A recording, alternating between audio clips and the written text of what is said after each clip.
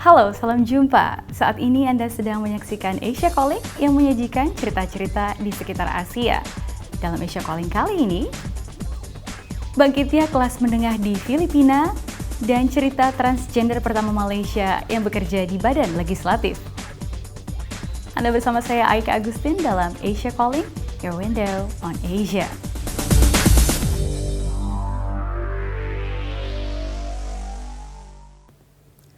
Data menunjukkan ada lebih dari 400.000 anak di Malaysia menunggu untuk diadopsi. Namun sistem hukum dan agama membuat proses adopsi panjang dan rumit.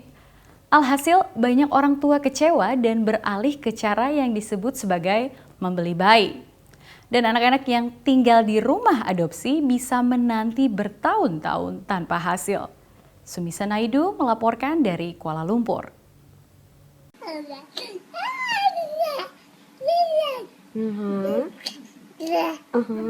Ini adalah Bakti Arjuna Fitri, balita yang diadopsi Fin Jamal. Fin adalah seorang perempuan yang tenar di jejaring sosial atas tulisannya, lantun suaranya, dan kini menjadi seorang ibu. There's nothing else that I want anymore. There's nothing else. I am so happy. Oh my God. Juna, begitu panggilannya, diperoleh Fin setelah dia menulis status di Facebook untuk menggambarkan keinginannya mengadopsi seorang anak. Dia sudah mencoba bertahun-tahun dan selalu ada di daftar tunggu. Banyak penggemar Fin yang lantas menghubungi Fin dan menawarkan bayi mereka. Setelah beberapa minggu Juna dilahirkan, surat adopsi selesai ditandatangani. It was easy. I am so happy to say it is easy to handle paperwork, when it comes to adoption in Malaysia. You just have to be transparent and that's it. Because I think everybody wants the best for the kid, for the child, right?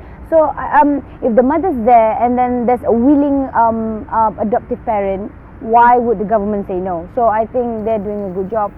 Namun proses adopsi semudah yang dilalui Fin masih jarang terjadi.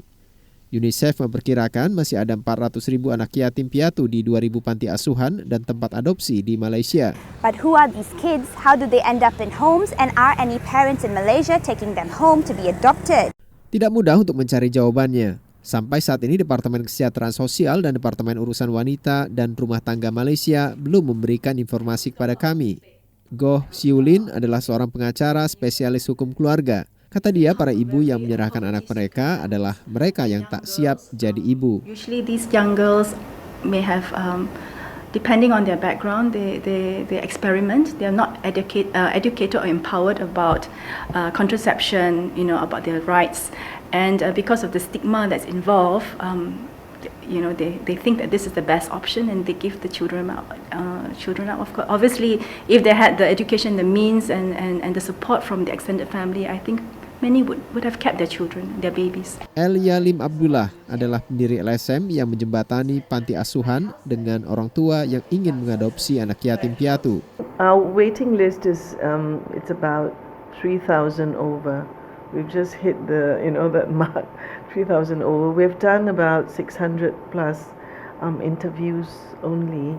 Jika begitu banyak orang tua yang menginginkan anak, lantas mengapa masih banyak anak-anak di panti asuhan?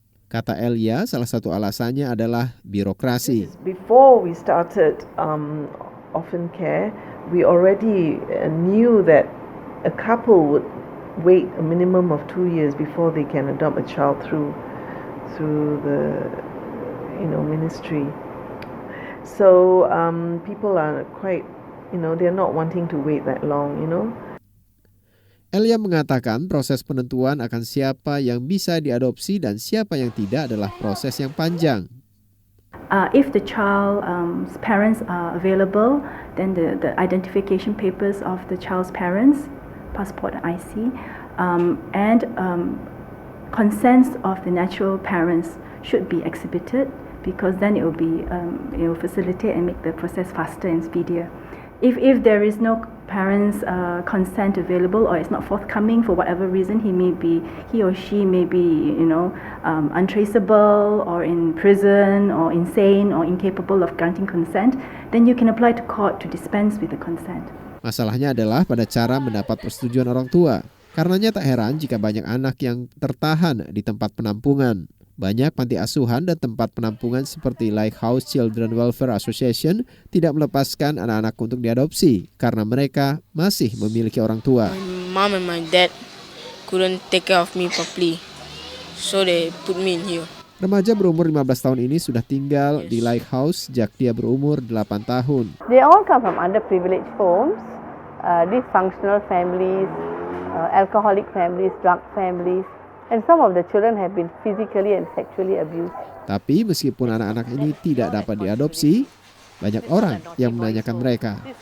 There are people who even come here and ask us, have you got a child who's like 10 or 12 that we can adopt? I said, what for? Because, I'm growing old. I need someone to help me out in the house. I said, but that's not the reason to adopt. Why don't you go and get a maid?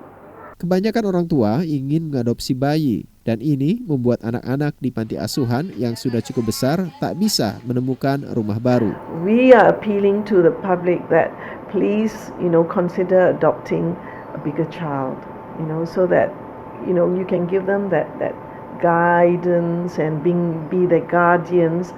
Can you imagine a child staying there from the age of 5 till 18? Mereka yang bekerja di bidang ini mengaku rasa putus asa bisa mendorong terjadinya praktik jual beli bayi. Baik Siulin dan Elia merasa percepatan proses adopsi diharapkan bisa mencegah persoalan ini. Well, we must look into the laws, adoption laws, to make it easier for the adoption process to take place. We have to look into that for sure. We have to have awareness campaigns and publicity, national. We feel that only when the government says to people, look, adopt, we have how many orphans in our country, they're all, normal and they should not be in homes, then, this will help us a lot more. Pengacara khusus anak-anak mengatakan undang-undang tidak mengatur bayi terlantar atau anak yang diperjualbelikan. Dan korban yang tak memiliki dokumen resmi dinyatakan tak diakui oleh negara. Anak yang tidak diakui negara tidak bisa mengakses pendidikan, kesehatan, dan akses untuk kebutuhan dasar lainnya. Tanpa kejelasan siapa orang tua mereka, agama anak-anak ini pun juga tidak jelas. Our edict here in Malaysia on religion is that once a child is left abandoned, within 48 hours there's no one coming in to claim the child, then the child is deemed a Muslim. Every child that has a known identity and known religion will be given to a couple of that same religion. Baik Finn, ia cukup tahu banyak soal identitas orang tua anak yang diadopsinya. Dia bahkan sudah mendapatkan dokumen resmi untuk Juna dari orang tuanya. Dan Finn ingin memberikan lebih dari sekadar identitas bagi Juna. Ia ingin orang tua Juna jadi bagian dari hidupnya juga. I want him to feel it's okay to have 2 moms and 2 dads. It's just that circumstances made him stay with me. Meski ada banyak tantangan, Finn mengaku bakal mengadopsi anak lagi jika Juna sudah siap untuk punya adik. Dari Kuala Lumpur, Sumisa Naidu melaporkan untuk Asia Calling.